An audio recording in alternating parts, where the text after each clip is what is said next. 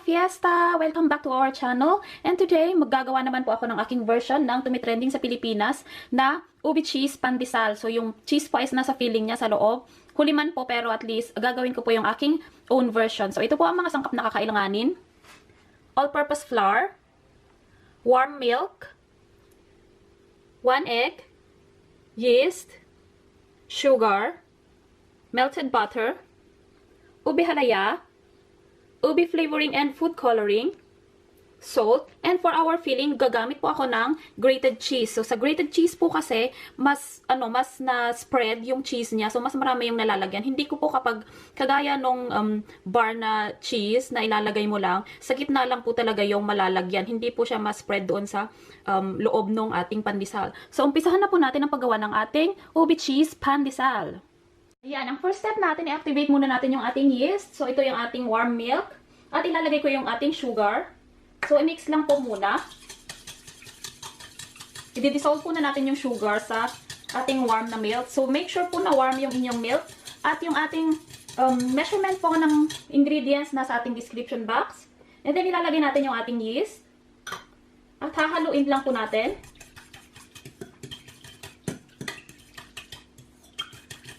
And hahayaan natin ito for about 5 minutes, 5 to 10 minutes, hanggang sa makita nyo po na nag-activate na siya, yung may bubbles na siya, nabula-bula na siya. So, yan, after 10 minutes, nag-proof na yung ating yeast at yung ng ating mixture.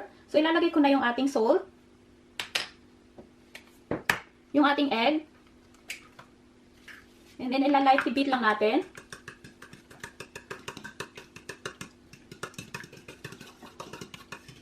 Ang ating food coloring, UBE flavoring.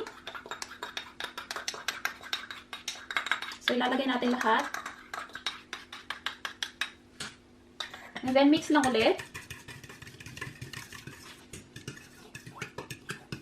After natin ma-mix, ihahalo natin dito sa ating dry ingredients. So, sa isang bowl, ilalagay natin yung ating all-purpose flour. Ang ating ube halaya. Yan. And then, ang ating liquid ingredients. Ibubuhos lang natin siya.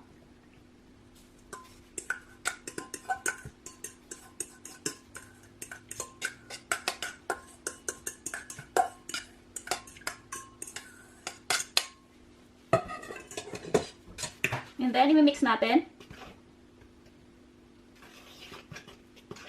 Hanggang sa ma-incorporate lahat or hanggang sa maka-form tayo ng pwede na nating ibilog or pwede natin siyang i-knead hanggang sa ma-absorb niya lahat yung ating liquid.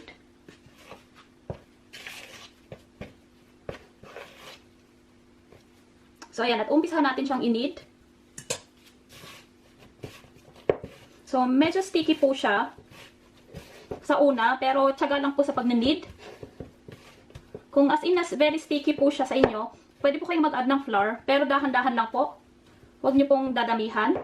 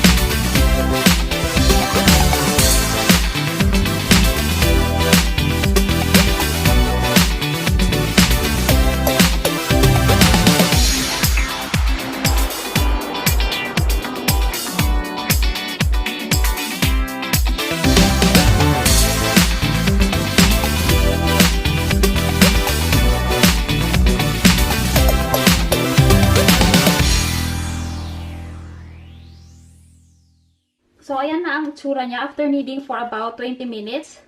So, ayan ang magiging itsura niya. Medyo sticky pa siya kasi nga ube halaya yung ginamit natin. Pero okay na to sa akin. Soft na siya. So, medyo sticky siya sa kanyang loob. And then, i-rest lang natin ito for about 1 hour. So, sa ating bowl, i-grease ko lang po siya. Lagyan lang tayo ng konting mantika. And then, i-grease natin yung ating bowl.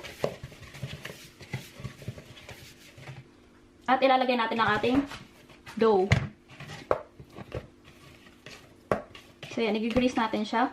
At tatakpan natin ito ng cling wrap. At ilalagay natin siya sa warm place para umalsa siya. So, after 1 hour, yun, papakita ko po sa inyo kung ano yung itsura niya.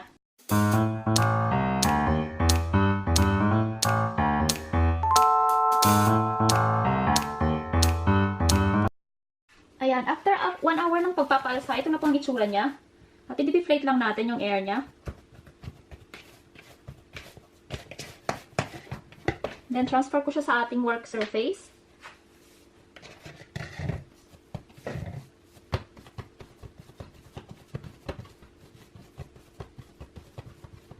At ayan, hahatiin na po natin siya. So, gagamit po ako ng digital na scale. So, hahatiin ko po siya 60 grams each. Ayan, so 60 grams po.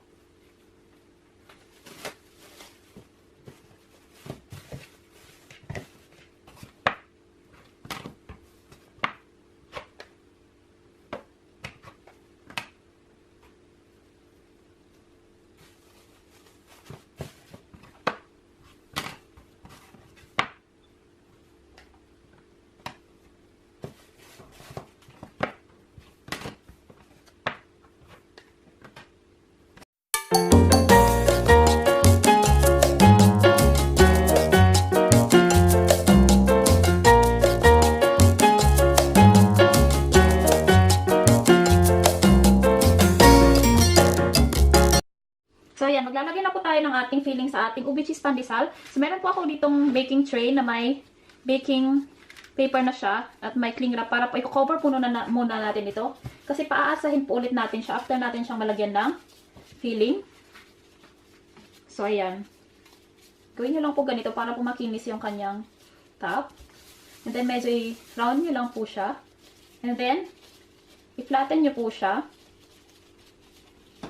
Nipisan nyo lang po yung mga sa sides niya. Para po kapag linagay nyo yung filling, hindi po masyadong makapal yung inyong pang-close. So, ayan. So, depende po sa inyo kung gaano karami yung cheese na gusto nyong ilagay.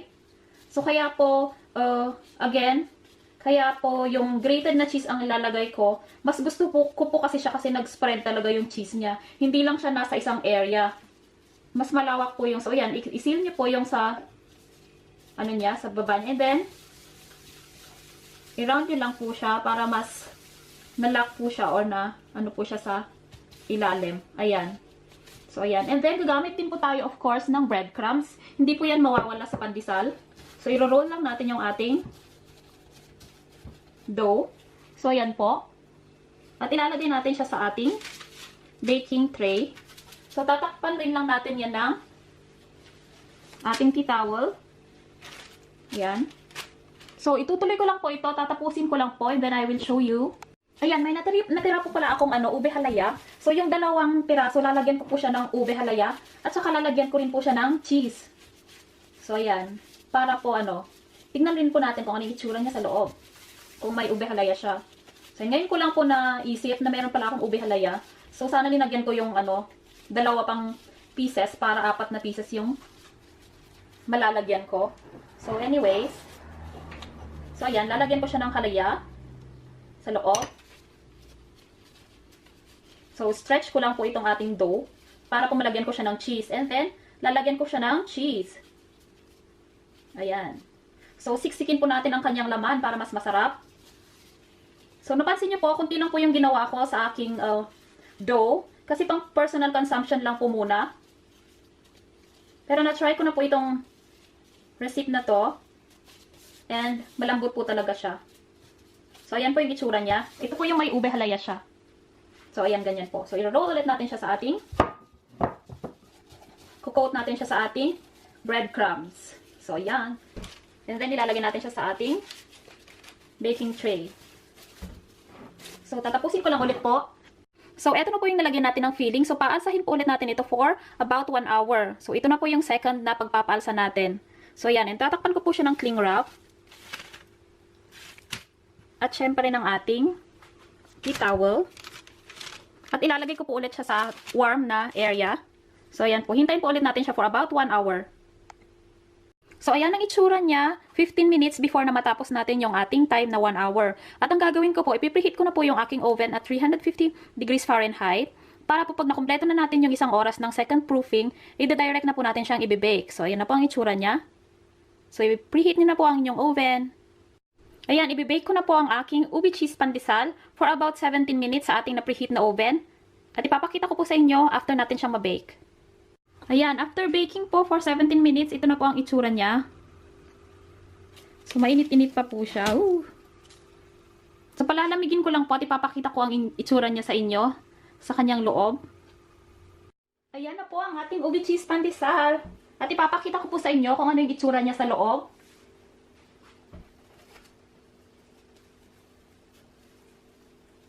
So, mainit-init pa po siya. Ayan, very cheesy po siya, yan. Kaya po sinasabi ko sa inyo na gumamit ako ng, ano na yun, yung grated cheese. Kasi talagang nag-spread po yung cheese niya. Hindi po kagaya dun sa iba, nasa gitna lang po talaga. So, ayan na po siya. So, very soft po siya. Ayan, sarap. So, ayan po. And then, i-open din po natin yung may ube. So, open ko po yung may ube. Mainit-init pa po siya, kaya po, And then, open ko po yung may ube.